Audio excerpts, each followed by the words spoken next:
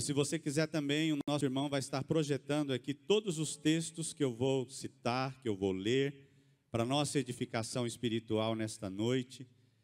Mas em nome de Jesus, nós muitas vezes declaramos muito o nosso amor pelo Senhor, eu amo, eu amo, eu amo, mas muitas vezes as nossas práticas denotam falta de temor a Deus.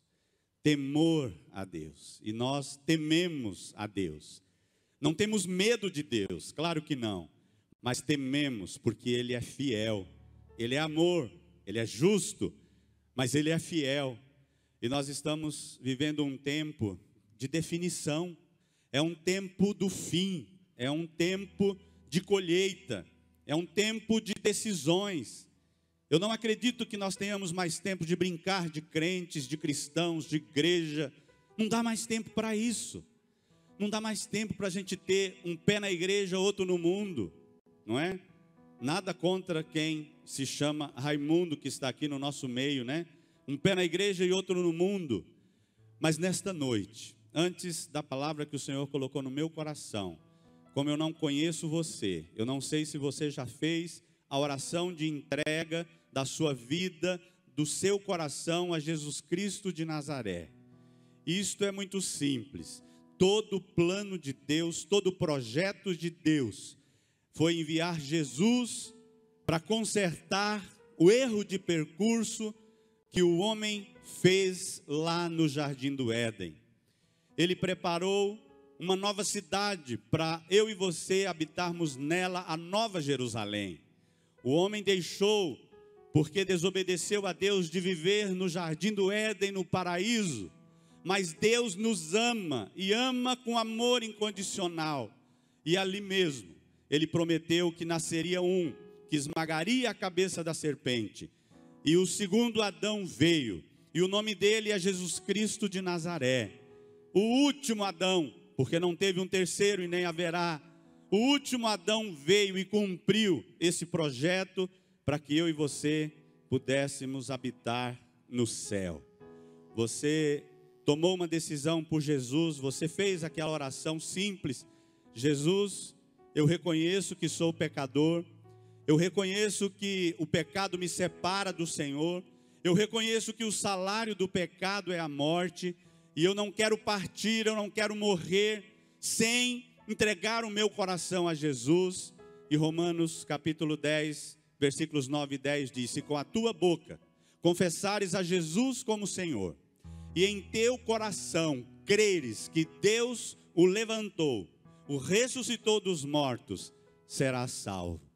Eu gostaria que todos fechassem os olhos. Você vai entender por que dessa decisão no início. Os batistas sabem muito bem que todo culto de domingo à noite, antigamente era feito um apelo para a salvação. Me lembro muito bem disso. E nós estamos iniciando este culto, fazendo este apelo a você, te dando a grande, a maior, a mais extraordinária decisão da sua vida: entregar totalmente o seu coração a Jesus. Quem sabe você andou distante dos caminhos do Senhor. Quem sabe a tua oração é diferente nesta noite. Quem sabe a tua oração é como aquela do filho pródigo: Pai, pequei contra o céu e diante de ti, já não sou digno. Quem sabe a sua oração é como a de Davi no Salmo 51: Senhor, não afasta de mim a tua graça, não tira de mim, Senhor, a alegria da tua salvação. Me devolve, Senhor, esta alegria de ser teu filho, tua serva, de andar nos caminhos do Senhor e de servir ao Senhor. Pai, no nome de Jesus, ouve agora, Senhor, ouve agora a oração de cada um aqui nesta noite. Se nós temos pessoas aqui pela primeira vez, a maior decisão da vida, uma decisão com consequências eternas, é o que eu tenho feito com Jesus Cristo de Nazaré. Eu tenho recebido, eu tenho confessado com a minha boca como meu Senhor, como meu Salvador. Peça: Senhor, escreve o meu nome no livro da vida do Cordeiro. Porque todos aqueles que tiverem as suas vestes as suas vestimentas lavadas no sangue do Cordeiro, terão acesso à cidade santa, à nova Jerusalém. Oh Deus, nós declaramos nesta noite que cada coração que vai ouvir a tua palavra neste local, nesta noite, é filho e filha do Senhor Jesus. E nesta decisão, se ao sair por aquela porta, o seu coração parar de bater, o que Jesus disse ao ladrão ali na cruz, vai se cumprir nesta vida também. Hoje mesmo, estarás comigo no paraíso. Ainda que não tenha se batizado, ainda que não tenha dado tempo de fazer, de obedecer a palavra, de crer e ser batizado, você estará, uma vez confessando Jesus e o recebendo humildemente, reconhecendo a nossa condição. Sem Ele, não tem como adentrarmos a cidade santa, porque só Ele, só Jesus Cristo de Nazaré, é o caminho, é a verdade e é a vida. Obrigado, Jesus. Nós te confessamos, todos nós ratificamos a decisão tomada há anos na nossa vida, de que o Senhor é o nosso dono, o Senhor é aquele que dirige as nossas vidas. Oramos e nos entregamos a Ti, em Teu nome, Jesus. Amém. Graças a Deus.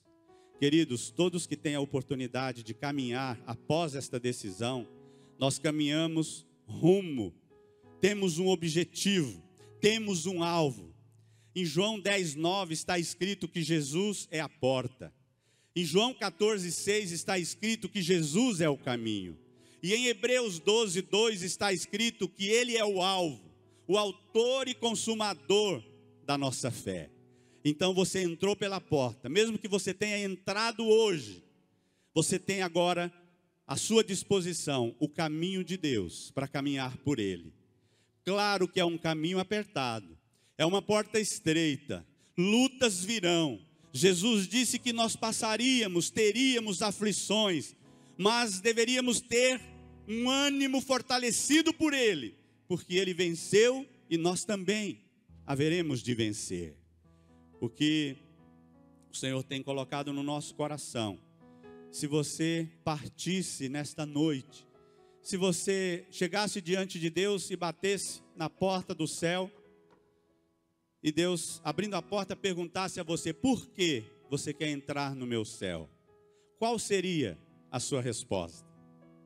Qual seria a sua resposta? Ah, Senhor, meu namoro é maravilha, as minhas mãozinhas são controladas. É, Senhor, meu namoro é puro, maravilhoso. Eu atendi o apelo do irmão, eu devolvo o meu dízimo. Olha, lá na escola eu não colo nas provas, eu sou um excelente aluno. Em casa eu sou um filho obediente ao papai e à mamãe, faço tudo o que eles pedem. Olha, Senhor, eu obedeço às leis de trânsito, eu não ando sem cinto. Senhor, eu faço tudo. Eu pago IPVA, eu pago IPTU, eu devolvo imposto de renda. E essa lista Deus ia continuar aguardando. Falta uma senha, meu filho. Falta uma senha para que você entre no meu céu. E a senha é uma só. Senhor, eu quero entrar no teu céu, porque Jesus, o teu filho, morreu na cruz em meu lugar. A cruz que seria minha, Ele tomou sobre si. E Ele pagou com o seu sangue, sangue inocente do Cordeiro de Deus, que apagou, que tirou, que eliminou o meu pecado e me deu a condição de vir e de entrar no teu céu.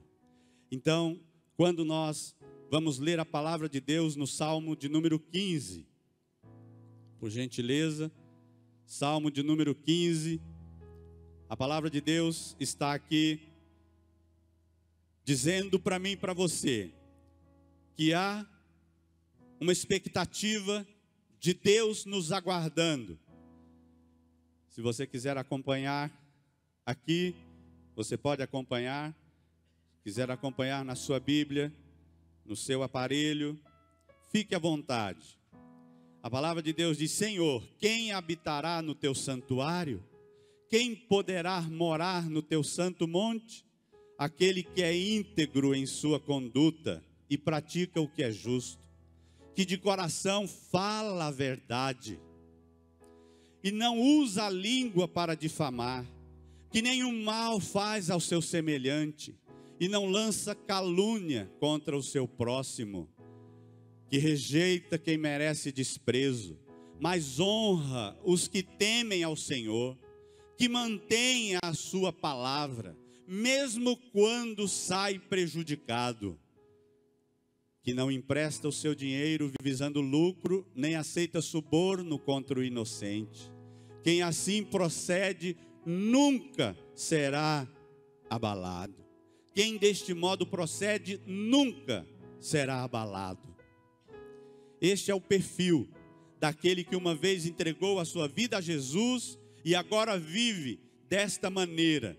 Vivendo aqui desta maneira, você estará garantindo. Jesus garantiu para nós a eternidade. Jesus preparou o céu para mim e para você, mas Ele colocou liberdade. E a palavra livre-arbítrio nos faz entender isso. As pessoas fazem escolhas na sua vida. Um escolhe torcer para o São Paulo, para o Palmeiras, para o Santos, mas a maioria escolhe torcer para o Corinthians. São escolhas que as pessoas fazem, não é? Na vida, não é verdade? Ainda bem que não depende disso para entrarmos no céu. Glória a Deus. Louvado seja o nome do Senhor. Temos um texto paralelo com esse no Novo Testamento, e nós vamos para Colossenses capítulo 3, versículos de 1 a 4. Colossenses capítulo 3, versículos de 1 a 4. Eu vivo aqui, mas o fim da minha vida não é aqui. Eu vivo aqui, eu estou aqui de passagem, porque o Senhor me aguarda na eternidade. O Senhor me aguarda no lugar onde não haverá mais dor, nem pranto. Nós vivemos neste mundo e a luta pela sobrevivência nos faz pensar demais neste mundo. Nós ocupamos demais a nossa mente com este mundo. O irmão falou ali de ler a Bíblia. Se você estiver lendo a Bíblia, 3 capítulos por dia e 5, sábado e domingo, no final do ano, você leu a Bíblia toda. Dwight Moody leu a Bíblia toda 100 vezes, de joelhos. E ele declarou que a última vez que ele a leu, foi a vez que mais Deus falou ao seu coração. Foi a vez que mais ele sentiu transformação na sua vida. Por isso este homem podia escrever. Moody escreveu na primeira capa da sua Bíblia: ou este livro me afasta do pecado, ou o pecado me afasta deste livro. É uma decisão que eu tomo a cada dia. Colossenses capítulo 3, versículos de 1 a 4. Olha o que a palavra diz: portanto, já que vocês ressuscitaram com Cristo, e quem orou esta oração de Romanos 10, 9 e 10, fez exatamente esta declaração. Se você crê que Jesus é o Filho de Deus, é o Salvador, que Deus o ressuscitou dentre os mortos, que Ele venceu a morte, que Ele venceu o diabo, que Ele venceu o mundo, que Ele venceu o pecado. Se você que já ressuscitou com Cristo, deve agora procurar as coisas que são do alto, onde Cristo está assentado à direita de Deus. É neste momento que eu percebo que a nossa vida globalizada, mundanizada, nós estamos pensando pouco na eternidade. Talvez isso defina a nossa conduta aqui. Talvez isso defina se eu não estou muito preocupado com o céu. O céu vai ser uma consequência. Muitos pensam, Deus é amor, Deus não vai mandar ninguém para o inferno, Deus vai mandar todo mundo para o céu no final das contas. Você não pode se esquecer que Deus é justo.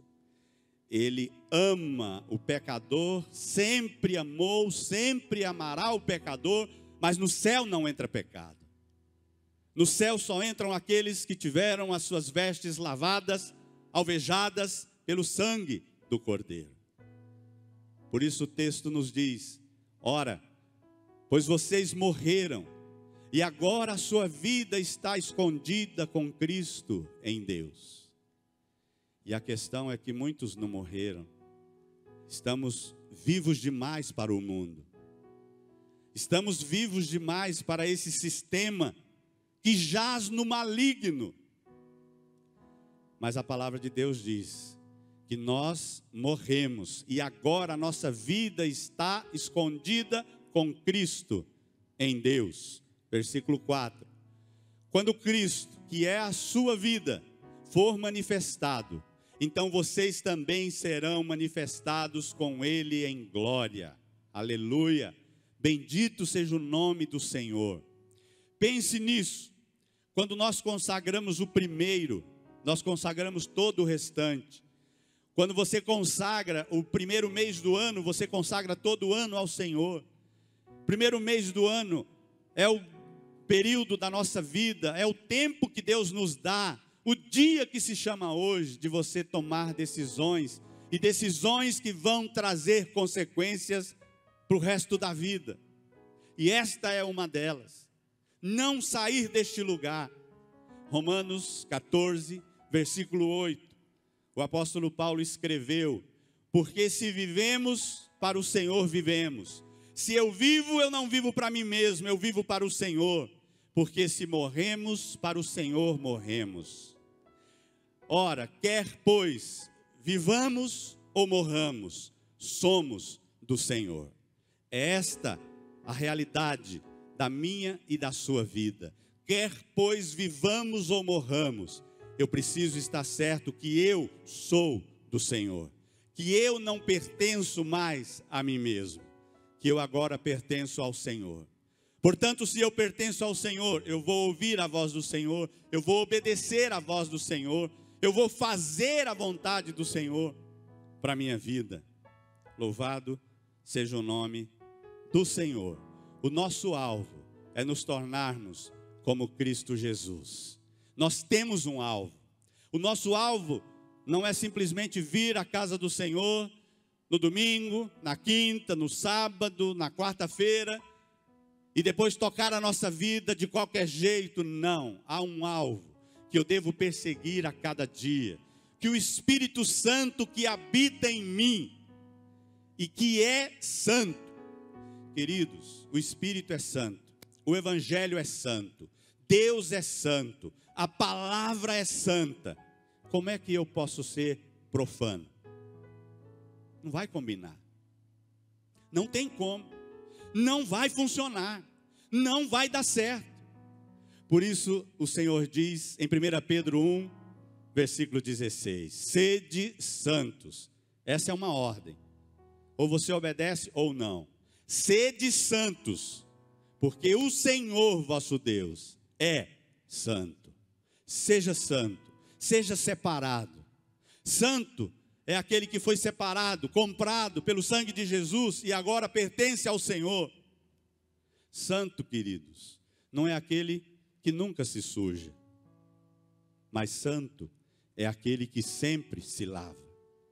Santo é aquele que, percebendo que se sujou, imediatamente procura o Senhor, confessa o seu pecado, se arrepende, se humilha diante da potente mão de Deus, para que Deus novamente o exalte, o perdoe, porque aquele que encobre as suas transgressões jamais prosperará, mas aquele que as confessa e deixa, alcança a misericórdia do Senhor. Que nesta noite nós possamos entender que o nosso alvo é sermos como Cristo, o caráter de Cristo sendo formado em nós. Foi esse o ensino de Jesus para os seus discípulos. Nós temos uma marca profunda do ensino de Jesus no Sermão do Monte, se você quer um exemplo. O que Jesus ensinou aos seus discípulos ali é que, vivendo daquela maneira, eles estariam vivendo como o próprio Cristo. Ou seja, o caráter de Jesus estaria sendo forjado em cada um dos seus discípulos. Quando Paulo coloca em Gálatas capítulo 5, versículo 22, o fruto do Espírito, ele está mostrando que o caráter de Cristo precisa ser forjado, formado, tatuado, marcado na minha vida, porque eu não sou mais meu, eu não pertenço mais a mim mesmo. Portanto, agora eu vou viver, eu vou amar, eu vou perdoar, eu vou servir como meu Senhor amou, perdoou, serviu e deu a sua vida em resgate de toda a humanidade. Romanos 8, versículo 29. Coloque esse texto, por gentileza, na tela, para que nós caminhemos um pouco pensando sobre esse tema. O meu alvo é ser como Cristo. Ele é a porta, eu já entrei por ele, já fui salvo. Mas ele não me arrebatou imediatamente. Se ele não me arrebatou, ele me deixou aqui. Então ele é o caminho. Ele deixou um caminho para que eu ande por esse caminho. Esse caminho é difícil. Esse caminho é árduo. Esse caminho existem barreiras. Este caminho possui inúmeras aflições e tribulações. Mas ele não me deixou sozinho. Ele disse: nunca te deixarei, nunca jamais te abandonarei. Eu estou com você até o final, até a consumação dos séculos. É a promessa que nós temos do próprio Cristo. Ele está conosco. A pessoa de Jesus está ocupando a direita do Pai. A pessoa de Jesus está lá. Mas a presença de Jesus, porque Ele é onipresente, Ele é onipotente, Ele é onisciente. Aquilo que o diabo não é, Jesus, o meu Jesus, o seu Jesus, o nosso Jesus é todo-poderoso, o primeiro e o último, aquele que esteve morto, mas eis que está vivo, e em breve voltará. E eu preciso, e eu quero me encontrar com Ele. Eu não quero ser encontrado como aqueles que Ele disse, e que Ele vai dizer: apartai-vos de mim, malditos, para o fogo eterno. Não preparado para você. Deus não preparou um inferno para o homem, mas Deus o preparou para o diabo e seus anjos. E tudo que o diabo tem feito nessa estrutura mundana pecaminosa é roubar, matar e destruir. E cabe a você decidir. Eu não vou permitir que o diabo destrua a minha vida com Deus. Eu não vou permitir que através de um relacionamento fora da palavra o diabo misture a minha vida, porque Deus não vai aceitar. Ele não divide a sua glória com ninguém. Deus é santo, Deus é luz. Jesus é a luz do mundo, e Ele disse que eu e você somos a luz do mundo também, que eu e você somos o sal desta terra. Hoje nós temos os refrigeradores para conservar a carne, para não apodrecer, mas na minha infância nós não tínhamos, e era o sal que conservava. As latas de banha colocadas e os pedaços do porco, do boi, do carneiro eram colocados ali para serem conservados. O sal conserva. Porque você e eu somos o sal. É que esta sociedade ainda está como está. Imagine a luz sendo retirada. Que grandes trevas este mundo seria sem a luz brilhando. Lá na escola, na faculdade, no trabalho, na empresa, no escritório, nos lares espalhados pelos bairros da cidade. Imagine se o bom perfume de Cristo, que sou eu e você, se nós não exalássemos esse perfume, ninguém aguentaria o mau cheiro deste mundo. Você exala o bom perfume de Cristo? Não pergunte para ninguém do seu lado, essa pergunta é para você, e você responde para você. Não peça para ninguém levantar o braço aí, né? Mesmo com o ar condicionado. Você exala o bom perfume de Cristo na sua vida. A sua vida é um testemunho vivo. Somos testemunhas de Jesus. Ele nos chamou para testemunharmos. E Ele nos capacitou para isso. Quando Ele disse: não vos deixarei órfãos, mas eu enviarei o meu Espírito. E o Espírito Santo habita em você. E se Ele não habita, você não pertence a Ele. E por isso você precisa rever a sua vida. Não vale a pena ganhar o mundo inteiro e perder a sua alma. Não vale a pena. Todo o dinheiro deste mundo não compra um lugar no céu. Muitas pessoas compram lugares na igreja. Podem comprar. É possível comprar. Mas no céu não. Não há dinheiro que compre. O dinheiro compra remédio importado para o câncer. É verdade. Manda buscar, de onde for. Mas o dinheiro não compra saúde. O dinheiro não compra saúde. O dinheiro compra uma casa bonita, linda, maravilhosa, um apartamento ótimo. Mas o dinheiro não compra um lugar na presença de Deus. Porque Jesus comprou este lugar. E o preço pago foi o seu sangue. Romanos 8, 29, a palavra de Deus nos diz: pois aqueles que de antemão conheceu, também os predestinou para serem conformes à imagem de seu Filho, a fim de que ele seja o primogênito entre muitos irmãos. É esse o propósito de Deus para as nossas vidas. Pergunta te leve aí para quem está do seu lado. Você conversou com seu irmão mais velho hoje? Pergunta para ele. Você trocou uma ideia com ele hoje? Você conversou com seu irmão mais velho hoje? Você falou com ele hoje? Ele estava com você no almoço? O que você comeu, o que você bebeu, o seu irmão mais velho também podia comer e beber? Ih, pastor, não faz pergunta complicada não. Ih, não vai por esse caminho não, pastor, aí vai dar problema. Jesus é o nosso irmão mais velho. Jesus é o meu e o seu irmão mais velho. O primogênito entre muitos irmãos e irmãs. E o projeto de Deus para nós é sermos como Jesus. É nos tornarmos como Jesus. Muitos versículos nos mostram e nos apontam isso. Por exemplo, nós temos Efésios 4, versículo 15. Coloque aí por gentileza, Efésios 4, 15. O nosso alvo é sermos como Cristo. Ele é o primeiro, Ele é o primogênito. Ele vai à nossa frente. Ele vai apontando o caminho pelo qual eu e você devemos caminhar. Efésios 4, versículo 15. Antes, seguindo a verdade em amor, cresçamos em tudo naquele que é a cabeça, Cristo. Cresçamos.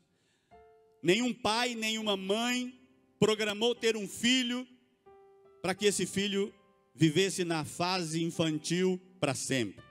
Ele vai passar, queira você ou não, ele vai para a fase seguinte, que é a fase da pré-adolescência. E ele não vai ficar ali, ele tem um tempo nessa fase, ele vai passar para a adolescência.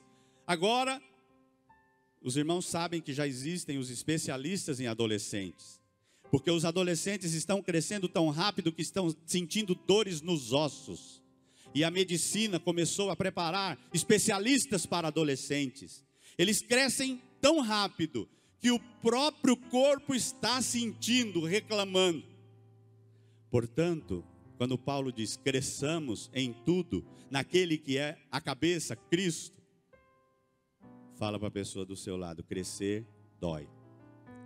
Crescer dói. Crescer vai trazer algum desconforto. Por quê? Porque ao crescer em Deus, você vai cortar muita coisa que você acha que é bom para você. A Bíblia diz isso, muitos caminhos parecem direitos ao homem, parecem bons, mas o fim deles são caminhos de morte. Ninguém que experimenta cachaça, cerveja, pinga, vodka, pela primeira vez, no primeiro gole, no primeiro copo, ele está imaginando, bom, isso aqui vai me levar para o inferno, isso aqui vai me detonar. Primeiro cigarro de maconha, primeira pedra de crack, não, isso aqui eu estou começando agora e eu já sei que vai acabar comigo. Ninguém começa dessa maneira. As pessoas começam assim, não, eu vou experimentar, afinal de contas eu quero experimentar, mas a hora que eu quiser eu paro. E é um engano. pegue um carretel, um retrós de linha e passe uma volta de linha nos seus dedos. E faça assim. Você vai quebrar. Faz uma forcinha, vai marcar em volta dos dedos e você vai quebrar. Passe a segunda volta. Você vai forçar um pouquinho e você vai quebrar. Mas passe 3, 4, 5 voltas. Experimenta quebrar. Você não vai conseguir. Você não vai conseguir romper 4, 5 voltas de linha nos seus dedos. Você não vai conseguir fazer isso. Você já estará preso. É assim que o diabo faz. É desta maneira que ele trabalha, roubando os melhores anos da vida dos jovens. Como as drogas têm destruído. Fazia um tempo que nós não íamos ao CDP. E voltamos lá há 2 quintas-feiras atrás. Que dor no coração, que tristeza. Superlotação. 95% droga, droga, droga. Meninos bonitos. Meninos todos cabecinha rapada, aparelhozinhos nos dentes, falando bem, conversando bem. E você olha, qual a tua idade? 20, 18, 19, 21. E eu disse para com 21, a minha filha acabou de terminar a faculdade, querido. Com 21, ela terminou a universidade. E você está aqui. O que você está pensando da sua vida?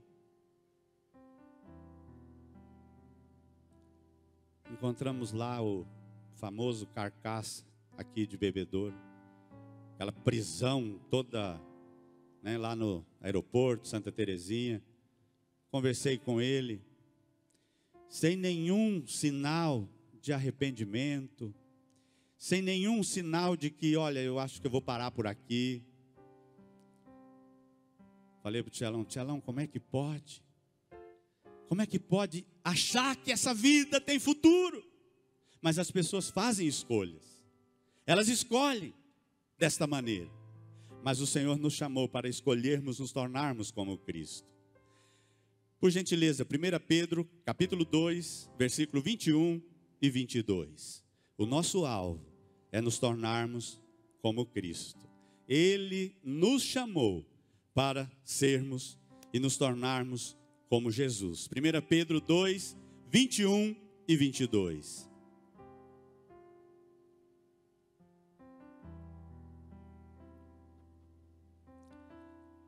A palavra do Senhor diz: para isso vocês foram chamados, para isso nós todos fomos chamados, pois também Cristo sofreu em nosso lugar, deixando-nos exemplo para que sigamos os seus passos. Ele deixou exemplo. Ele não cometeu pecado algum e nenhum engano foi encontrado em sua boca. Ele deixou exemplo para que nós caminhemos da mesma maneira. Há muito tempo atrás, um livro foi lançado e um filme também, Em Seus Passos. O que faria Jesus? Chamou a atenção da nossa moçada, quando passamos lá em Monte Azul, sim ou não? Impactou os corações da moçada. Meu Deus, como Jesus faria? Jesus namoraria com essa pessoa que não conhece Jesus, que não confessa Jesus, que não defende a mesma fé que eu? Jesus faria isso? Se envolveria num dos maiores relacionamentos? Jesus se casaria com essa pessoa? Querido, eu não quero trazer peso sobre você. Você é livre, você tem livre arbítrio. Você casa com quem você quiser. O pastor não vai te dizer com quem você deve casar, porque depois a coisa não dá certo, você vai: pastor, o senhor falou que eu podia casar. Não, você escolheu. Você escolhe. Essa é uma escolha.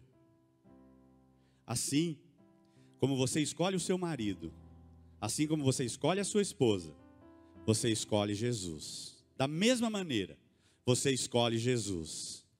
Você escolhe a sua noiva. Você escolhe o seu noivo. Jesus é o noivo. E se você o escolher, você estará com as suas lâmpadas cheias de azeite E quando ele chegar, você vai participar das bodas com ele. Por isso Jesus disse: eu deixei exemplo para que vocês possam seguir os meus passos. E a parte final dessa mensagem é aquela que você pergunta: pastor, mas nessa caminhada, quantas provas, quantas lutas, por que o Senhor não elimina isso? Por que o Senhor não facilita as coisas? Porque você não cresce. Crescer dói, mas crescer nos ajuda, crescer nos prepara. Quando o Senhor deu a José do Egito 2 sonhos proféticos tremendos, trouxe um ódio tão grande no coração dos seus irmãos, que eles quiseram matá-lo, tirar a vida dele. Vamos matá-lo. Aí o irmão mais velho disse: não, nós não podemos fazer isso, vamos lançá-lo nessa cova. E pegaram o menino, tiraram as suas vestes lindas, maravilhosas, vestes talares coloridas, de mangas compridas, e lançaram o garoto ali. E aí a caravana de midianitas vinha, comprando escravos para o Egito, e um deles disse: vamos vendê-lo como escravo. E o outro disse: vamos molhar as suas vestes em sangue de animais, e vamos dizer ao nosso pai que uma besta fera do campo o matou. E eles tiveram coragem de fazer isso. E José vai. E José pode começar a perguntar, amarrado com correias de couro, eu imagino, né? De pele de animais, amarrado num animal, num camelo, sei lá o quê. Se aquela região fosse o Nordeste, era num jumentinho, né? Num jeguinho, amarrado ali e seguindo rumo ao lugar onde ele trabalharia de graça, trabalharia como escravo, não teria salário. E José pode perguntar: Deus, e os sonhos? Pai, e os sonhos que o Senhor me mostrou? E Deus ia falando com José: José, calma, você tem apenas 18 anos. Você não tem condição ainda de ser o governador do Egito, pensava Deus. Deus não falava isso para José. Aguenta firme, meu filho, eu estou com você. E você vai ler em todos os capítulos de Gênesis 35, 36, 37, 38. Sai fora porque é o caso de Judá e Tamar. Mas Gênesis 39, 40 até 50 continua a história de José. E cerca de 20 anos depois da prisão, Deus diz: José, chegou a hora. Todo o tempo o Senhor, porém, era com José. O Senhor deu mercê a José, e ele vai trabalhar na casa de Potifar, o comandante da guarda. E o comandante da guarda confia naquele moço, e ele diz: ó, vou sair para pescar, vou sair para caçar, vou demorar um tempo, cuida de tudo e de todos, inclusive da minha casa. E José fica ali. Mas a endemoniada, a maluca da mulher de Potifar, pôs os olhos em José. E José teve que fazer uma escolha. Como você tem que fazer uma escolha. Como você fez uma escolha. Como você talvez hoje saia daqui decidido a fazer a coisa certa, a escolher a maneira correta. José disse: eu temo ao meu Deus. Eu não vou estragar o projeto de Deus para a minha vida. Eu quero me tornar como o Senhor. E eu vou em frente. E ele se recusa a se deitar com aquela maluca. E vai para a prisão. E vai para a masmorra. 2 anos ele fica ali.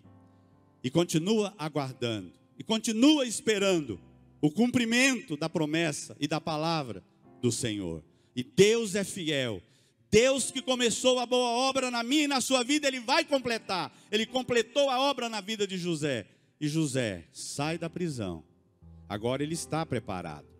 Agora, por tudo que ele passou, todas as provas e lutas que ele enfrentou, todo o deserto que ele caminhou sem água, com frio à noite, serviu para que ele aprendesse agora a ser governador do Egito, a administrar de tal maneira que a sua própria família pudesse ser trazida com ordem do faraó, com os carros do faraó, para não morrerem de fome onde eles estavam. E como é que ele termina essa história para com os seus irmãos? Vocês, na verdade, intentaram o mal contra mim. Vocês pisaram na bola comigo. Vocês me ferraram lá atrás. Vocês se lembram disso? Mas Deus é especialista em transformar tragédias em bênçãos. Deus é o único que pode fazer isso, e Ele transformou toda essa história para que hoje vocês comessem aqui na minha mão. E na verdade, vocês foram preservados em vida, porque Deus ama vocês. E em aliança comigo, vocês estão debaixo deste guarda-chuva também. Não morrerão de fome. Porque 7 anos a terra não produzirá nada, nada, nada. Queridos, a vida de personagens bíblicos foi dessa maneira. Deus poderia ter evitado que Daniel, menino bom, cara 10, não fosse jogado naquela cova dos leões. Deus podia ou não podia livrar Daniel da cova? Podia. E Daniel sabia disso e disse ao rei: olha, Nabucodonosor, se Deus quiser, Ele me livra da cova dos leões, me livra das tuas mãos, me livra do diabo, do cão, de Satanás, de demônios. Ele me livra de quem Ele quiser me livrar. Mas fica sabendo, eu não vou me prostrar, eu não vou me dobrar, eu não vou trair, eu não vou deixar de temer este meu Deus, porque eu quero morar com Ele para sempre. Porque o que Ele fez na minha vida é com consequências eternas. Isso não é brincadeira. Deus não poderia ter evitado que os seus 3 amigos fossem lançados, amarrados na fornalha de fogo ardente. Que maldade! Que coisa incrível! Deus poderia ter livrado aqueles 3 jovens. Ele não os livrou da fornalha. Eles foram lançados, mas Ele os livrou na fornalha, porque o próprio Senhor estava com eles na fornalha. Então, a palavra do Senhor aos nossos corações é que as provas que nós enfrentamos na vida, sejam elas grandes ou pequenas, com consequências maiores ou menores, essas provas vão da perda da saúde, da perda do emprego, da perda de alguém querido no nosso meio, que não é fácil, que é difícil, que é duro, da perda de muitas coisas na vida. Mas você perde para ganhar. Você perde aqui para ganhar lá em cima. Madame Guyon disse uma frase: é o fogo do sofrimento que produz o ouro da santidade. É no fogo do sofrimento. Quando você perguntar a um ourives, como é que você sabe que a prata está pura? Ele vai dizer, quando eu olhar para ela e eu poder me ver nitidamente nessa peça de prata. Quando ela reproduzir a minha face perfeitamente, significa que o fogo no cadinho queimou todas as impurezas. Lutas, sofrimentos, desertos, provações que nós passamos. Não é que o Senhor não quer que a gente esteja com Ele lá para sempre. É que elas foram usadas e deixadas, como Jesus disse em João 16:33, alertando a mim e a você que no mundo nós teríamos aflições. Ninguém é imune à dor neste mundo. Todos nós vamos passar por elas. Todos nós vamos enfrentar.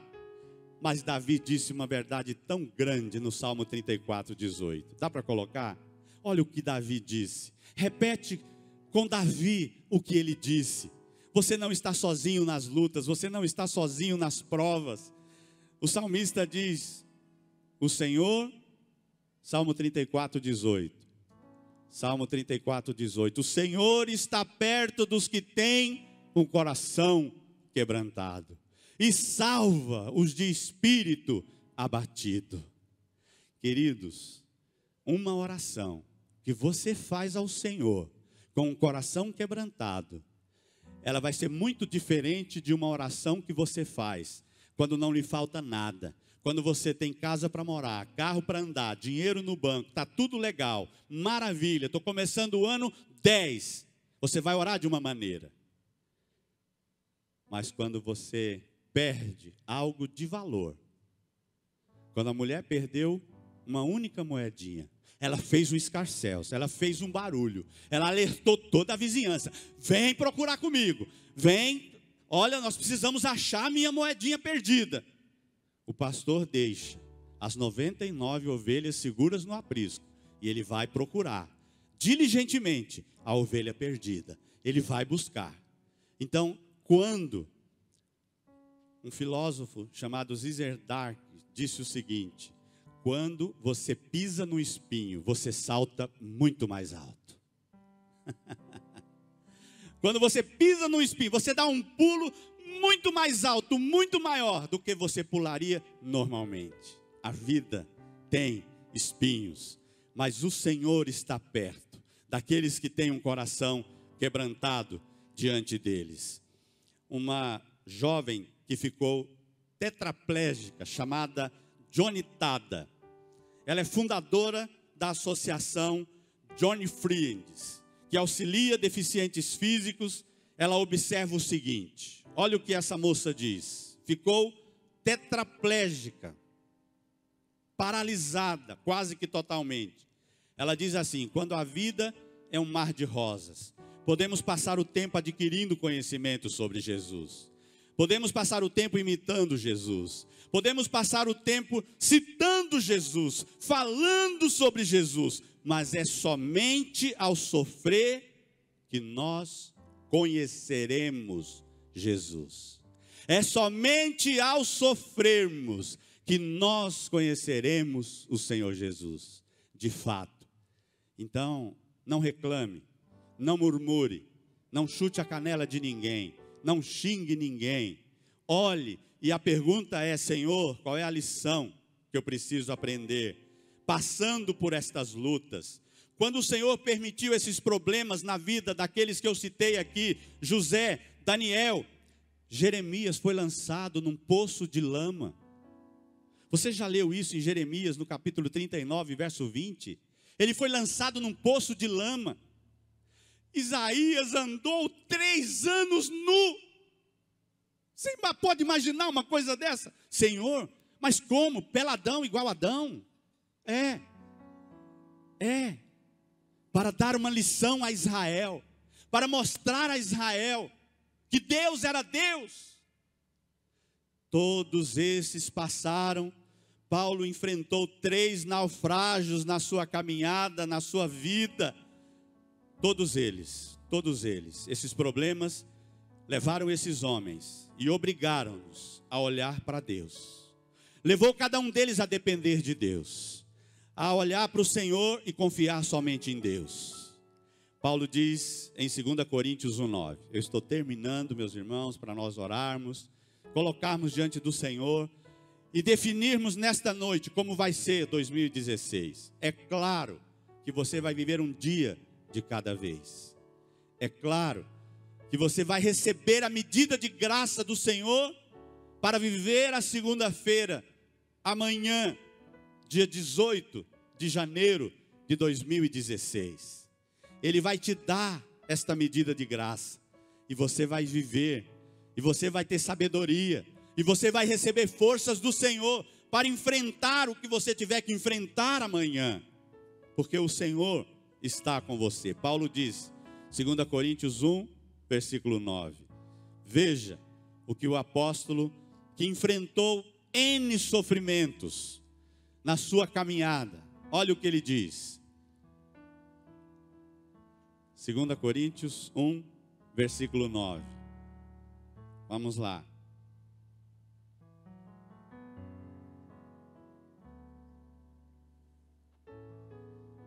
Em um dos naufrágios que ele enfrentou, ele disse: de fato já tínhamos sobre nós a sentença de morte.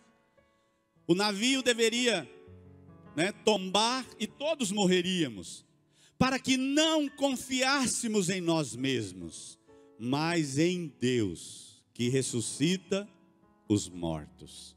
Já tínhamos a sentença de morte, para que não confiássemos em nós mesmos, nem no timoneiro, nem no capitão, e nenhum deles, mas para que confiássemos em Deus. Você escolhe confiar em você mesmo, confiar na sua própria sabedoria. Salomão, o homem mais sábio das Escrituras, diz: não confie em você mesmo.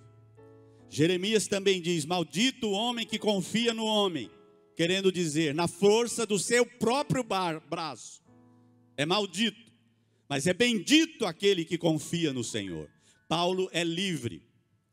Em um dos naufrágios, 276 pessoas, 276, 276 pessoas sobrevivem, chegam à praia, nadando em cima de tábuas, em sacos, em pedaços do navio, mas todos chegam com vida. Não chega nada da bagagem, não chega nada do que eles levavam e transportavam, mas a vida de todos eles foi guardada, foi livre, foi preservada, porque Deus foi o Deus em que Paulo confiou, em que Paulo depositou a sua confiança. Você nunca saberá que Deus é tudo o que você precisa, até que Ele seja tudo que você tiver. Enquanto você tiver dinheiro, você vai confiando no dinheiro. Enquanto você tiver marido, você vai confiando no marido. Enquanto você tem pai, você vai confiando no pai. E assim por diante, vai confiando no prefeito, no governador, na presidenta da república. Você vai confiando em pessoas. Mas quando Deus for a única coisa que você tem, você vai confiar somente nele.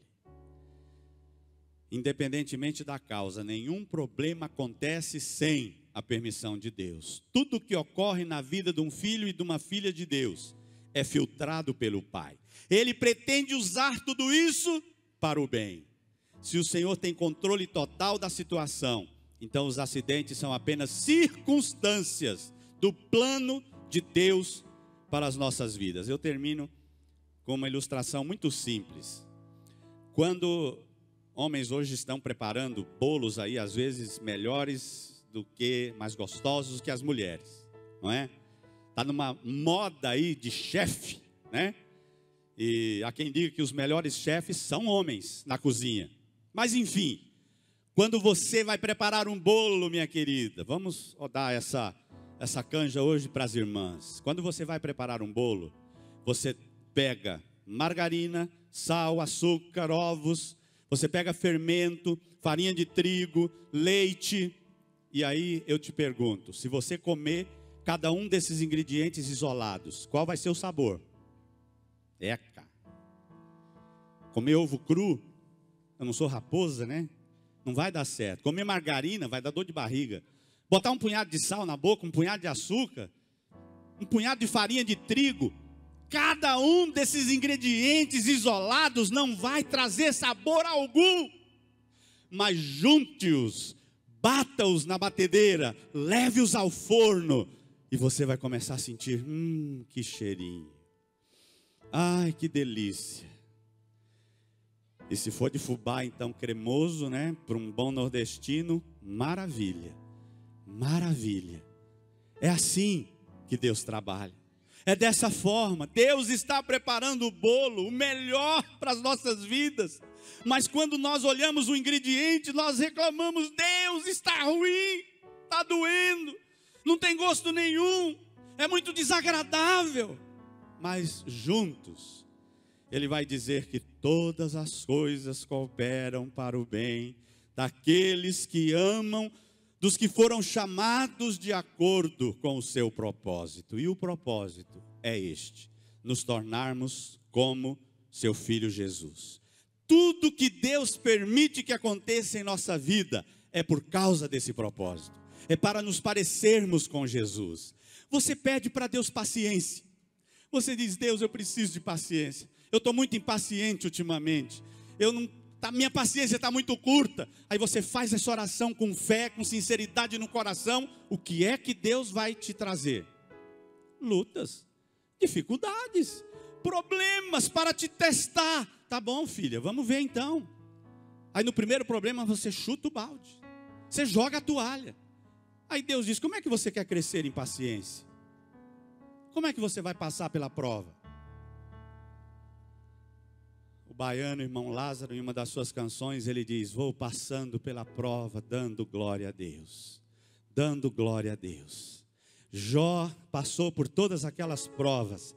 E ele disse: eu continuo crendo em Deus, eu continuo confiando em Deus, eu continuo adorando a Deus. Mesmo que Ele me mate, eu não tenho outro a quem servir, eu não tenho outro a quem confiar, eu não tenho outro para quem lançar o meu olhar, para quem lançar a minha confiança, é somente no Senhor. Eu continuo confiando nele, mesmo que Ele tire a minha vida.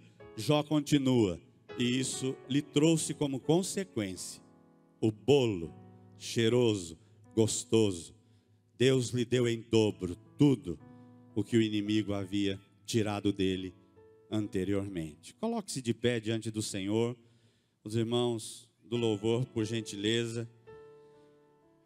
Se o Senhor me faz esse desafio nesta noite, se o Senhor me diz: olha, os problemas não produzem automaticamente o que é pretendido por Deus. Muitas pessoas tornam-se ainda mais amargas em vez de melhorar e nunca crescem. Você já viu alguém com 40 anos reagindo como adolescente? Imagine uma mulher casada com um camarada de 40 anos reagindo como adolescente. Ela não vai aguentar isso, não vai dar conta. Ele está precisando de uma mãe, ele está confundindo a esposa com a mãe. Não vai dar certo, não vai funcionar. Você tem que crescer, amadurecer. E crescer tem um preço. Para você crescer nos estudos, você tem que passar de ano a ano. E você não deve nunca parar de estudar. Você deve continuar. O mundo de hoje é assim. Com Deus não é diferente. Passamos exatamente por tudo que Cristo passa. Jesus passou pela solidão, pela tentação, passou pelo estresse, passou pelas críticas, passou pela rejeição e muitos outros problemas. A Bíblia diz que Jesus aprendeu a obedecer por meio das coisas que sofreu. Se Jesus aprendeu a obedecer o Pai pelas coisas que sofreu, como é que você quer que com você e comigo seja diferente? A proposta de Deus é essa. E o que anima o nosso coração a continuar, a não desanimar, a não parar no meio do caminho, é que Ele prometeu estar conosco. Tenha bom ânimo, eu estou com você, você vai vencer todas elas. Nós vamos comer esse bolo juntos, nós estamos juntos até o final. Aquele que for fiel até a morte, disse João no Apocalipse, receberá a coroa da vida. Em nome de Jesus, feche os seus olhos, reaja aos problemas como Jesus reagiu. O plano de Deus é bom para a sua vida. Ele disse em Jeremias 29:11, os planos que tenho para vocês são planos de fazê-los prosperar e não de lhes causar dano, planos de dar-lhes esperança e um futuro. O que acontece exteriormente na minha e na sua vida não é tão importante quanto o que acontece dentro de cada um de nós. Se nós olharmos para o mundo, meus irmãos, nós ficaremos aflitos. Se nós olharmos para dentro de nós mesmos, pior, ficaremos deprimidos. Mas se nós olharmos para Cristo, nós vamos descansar nos braços eternos do Senhor. Eu não vou olhar para o mundo, eu não quero olhar para mim mesmo nesse momento, mas eu quero olhar para Jesus. O enfoque determinará os nossos sentimentos. O segredo da resistência é lembrar-se que o sofrimento é temporário. Paulo disse que a nossa leve, momentânea tribulação vai trazer um eterno peso de glória. Eu quero, Senhor, e eu quero e profetizo sobre a vida dos meus irmãos e irmãs nesta noite, que como Paulo concluiu a sua caminhada, combatendo o bom combate, guardando a fé, nós também queremos e vamos receber a coroa da justiça, que nos está preparada desde a fundação do mundo.